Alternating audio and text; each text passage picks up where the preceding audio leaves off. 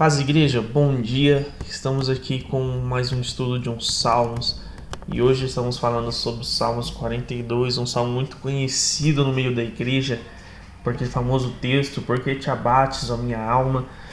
Então vamos analisar ele aqui hoje, porque ele fala muito sobre sofrimento. Vou começar lendo ele. E ele diz assim: como a corça anseia por águas correntes, a minha alma anseia por ti, ó Deus. A minha alma tem sede de Deus, do Deus vivo.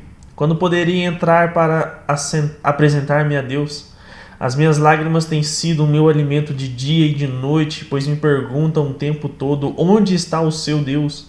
Quando me lembro dessas coisas, choro angustiado, pois eu costumava ir com a multidão, conduzido a procissão à casa de Deus, com os cantos de alegria e de ação de graça entre a multidão que festejava. Por que você está assim tão triste, ó minha alma? Por que está assim tão perturbada dentro de mim? Põe a sua esperança em Deus, pois ainda o louvarei, e Ele é o meu Salvador e o meu Deus. A minha alma está profundamente triste, por isso de ti me lembro, desde a terra do Jordão, das alturas de Hermon, desde o monte de Mizar. Abismo chama abismo ao rugir das tuas cachoeiras. Todas as tuas ondas e vagalhões se abateram sobre mim. Conceda-me o Senhor o seu fiel amor de dia, de noite esteja comigo sua canção. É a minha oração ao Deus que me dá vida. Direi a Deus, minha rocha, por que te esqueces de mim? Por que devo sair vagueando e pranteando, oprimido pelo inimigo? Até os meus ossos sofrem de agonia mortal quando os meus adversários zombam de mim, perguntando-me o tempo todo: onde está o seu Deus? Por que você está assim tão triste, ó minha alma? Por que está assim tão perturbada dentro de mim? Ponha a sua esperança em Deus, pois ainda o louvarei. Ele é o meu Salvador e o meu Senhor. Então, quando nós olhamos para esse texto, ele vai trazer um sentimento do salmista sobre o que ele está passando muito interessante. Porque o seu início ele começa dizendo: como uma corça anseia por águas correntes. Então, aqui dá um sentido de que essa corça já não está mais diante dessa corrente de água e ela é retirada daquele local. E por ela ser retirada daquele local, ela anseia beber por essa água. E ele vai dizer que esse anseio no salmista tem a ver com a adoração a Deus, porque ele tem falta de estar diante da multidão, conduzindo a procissão à casa de Deus. Mas o que tirou o salmista deste local? O que deixou ele triste? O que deixou ele desamparado? Por que existe tanto sofrimento no salmista? Por isso que nós precisamos entender algumas questões. A primeira questão aqui, antes de iniciarmos a respeito do texto, é que todo ser passará por aflições. Então não existe justo ou injusto, todos nós passaremos por aflições, porque nós somos seres humanos. E como seres humanos nós estamos passíveis de aflições, de dores e de sofrimento. Olha só o que Mateus 5,45 vai dizer: para que vocês venham a ser filhos de seu Pai que está nos céus, porque ele faz raiar o seu sol sobre os maus e bons e derrama chuva sobre justos e injustos. Então o que ele está dizendo, irmãos, assim como a chuva cai sobre nós que somos cristãos, mas é sobre aqueles que também não são cristãos, o que ele está dizendo é que todos nós passaremos por dificuldade e aflições. Mas a pergunta é: o cristão também passará por essa tristeza? E uma das perguntas que fica em nossa mente é: como eu, sendo cristão, crendo em Cristo Jesus, posso passar por dificuldades? Olha só o que João 16,33 vai dizer: eu lhes disse essas coisas para que em mim vocês tenham paz. Neste mundo vocês terão aflições, contudo tenham ânimo, eu venci o mundo. Então Jesus está falando para aqueles que creem nele, dizendo: vocês também passarão por aflições, por desesperos, por dificuldades. Mas qual então a nossa diferença com aqueles que não creem em Cristo Jesus? Lembro desse texto de Marcos 4, 36 a 38, dizendo: deixando a multidão, eles o levaram no barco assim como estava. Outros barcos também o acompanhavam.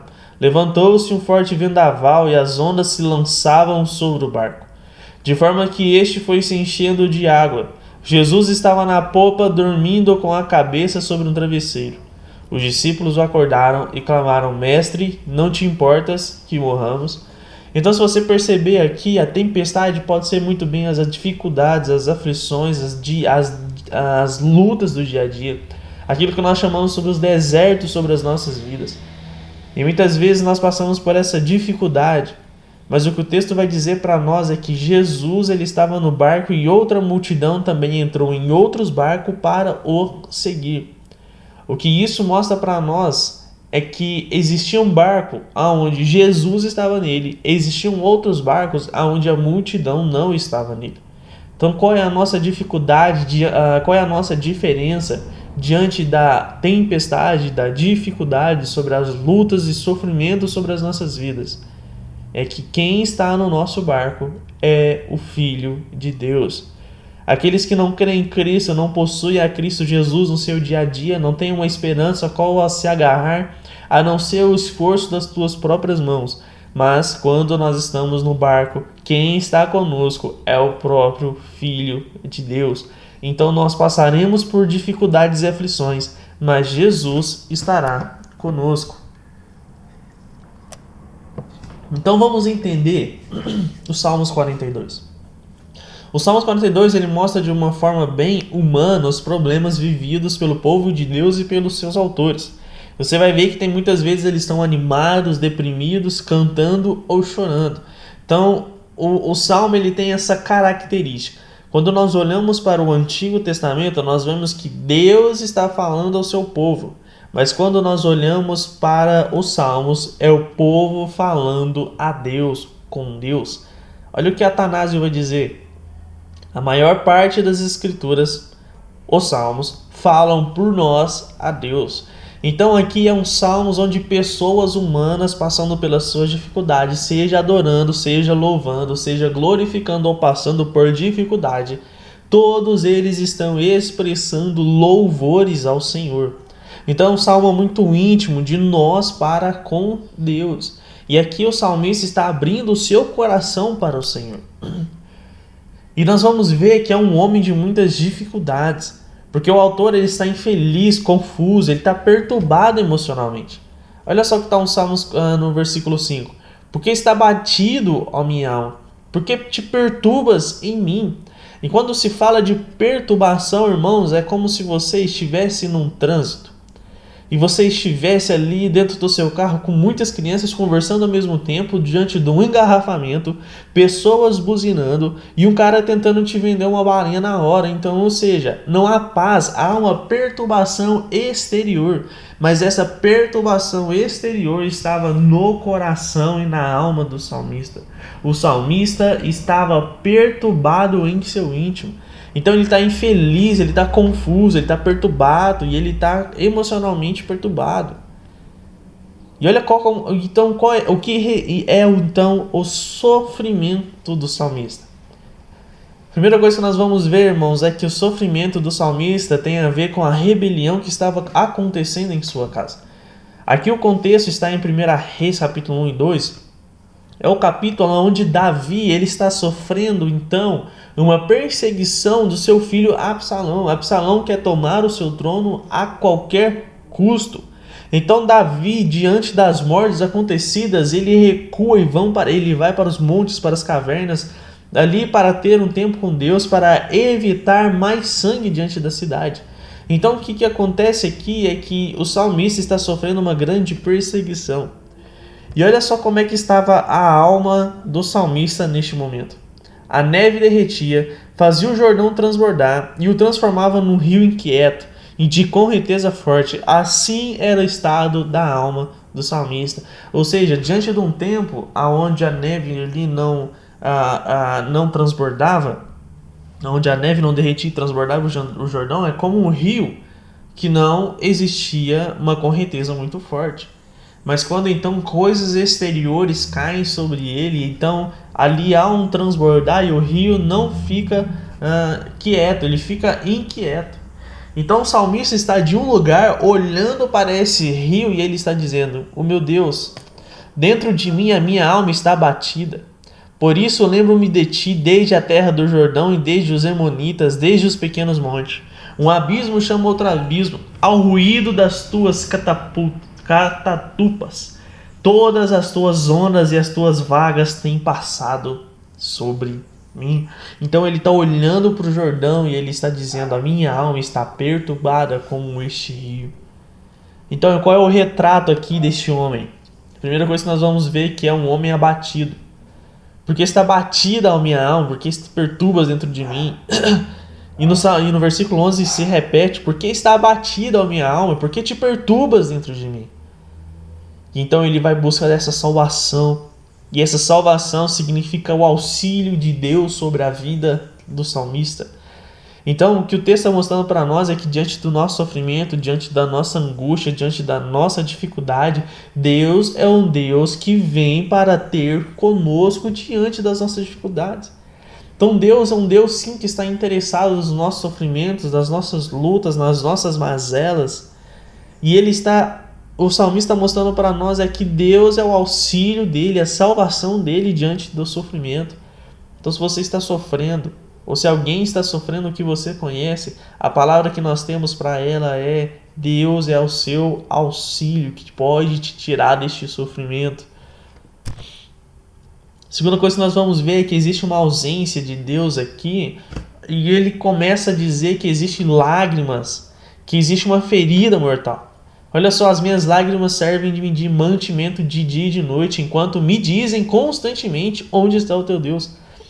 Com ferida mortal em meus ossos me afrontam os meus adversários, quando todo dia me dizem: onde está o teu Deus? Então ele está dizendo com lágrimas que fica com ele dia e noite, de uma ferida mortal nos ossos. É assim que ele se refere à sua dor.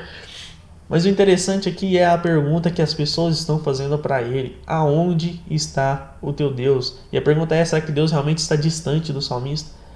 Quando nós olhamos para a vida de Davi, nós vamos perceber que Davi foi com ele desde o começo da sua vida.